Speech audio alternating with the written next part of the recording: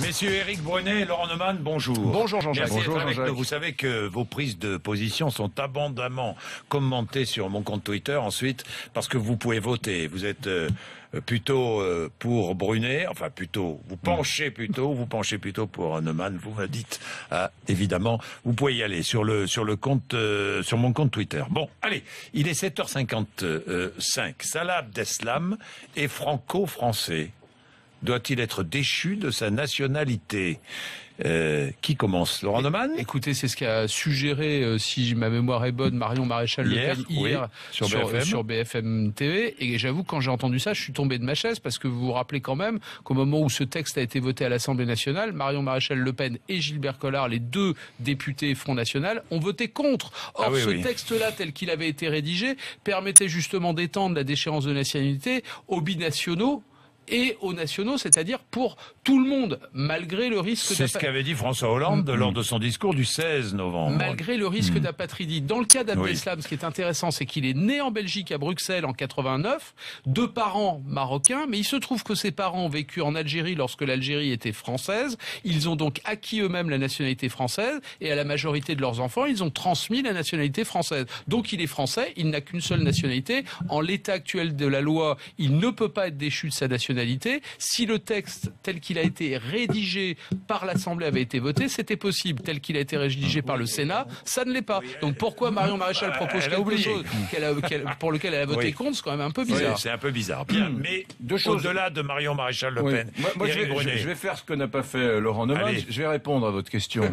Je suis tout à fait favorable à l'idée que quelqu'un comme Salah Abdeslam ne fasse plus partie de ma communauté de destin, qui est la France. Enfin, soudain, c'est vrai, cette affaire très concrète, l'arrestation du 10e homme des attentats du 13 novembre, donne un tour parfaitement, tangible, concret à cette question de la déchéance de nationalité. Soudain, 66 millions de Français vont pouvoir se projeter et comprendre quel était le souhait de François Hollande quand il parlait de déchéance de nationalité. Et je dois vous dire que pour moi, c'est très concret et je n'ai pas envie que cet homme demeure français. Voilà. Donc peut-être que ce débat qui était assez abscon, assez théorique jusqu'à maintenant, va prendre corps pour beaucoup de Français. À une déchéance de la nationalité de Salah Abdeslam. C'est le citoyen qui parle. La deuxième chose que je voulais juste dire très vite, c'est qu'elle a un peu fait hier, Marion Maréchal Le Pen, sur l'antenne de BFM TV, j'ai regardé ça avec attention, elle a un peu déployé la méthode Trump.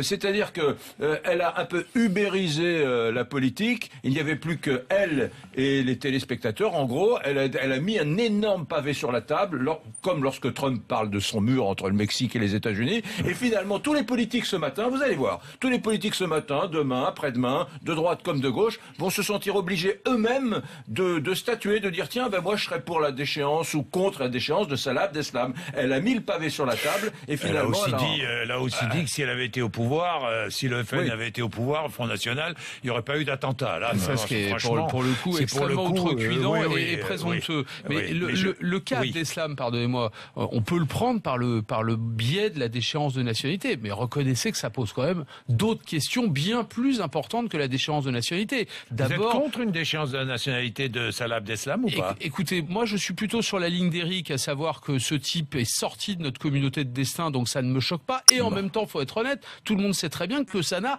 aucun effet ni sur la lutte antiterroriste, ni sur les faits qu'a commis ce type. Donc effectivement, pour le symbole, je vois bien l'idée, mais de toute façon, la question ne se pose pas, puisque tel que le Sénat, la droite sénatoriale, a voté le texte, ça n'est plus possible. Et d'ailleurs, il y aura sans doute pas de révision constitutionnelle, donc ce cas est tranché. Mais pardonnez-moi, le cas Abdeslam, il pose deux questions. D'abord, la question de Schengen. Comment se fait-il que ce type, avec un passeport français, ait pu aller très tranquillement, malgré le fait qu'il soit fiché en Grèce, en Italie, en Hongrie, en France, en Belgique, tranquillement, etc.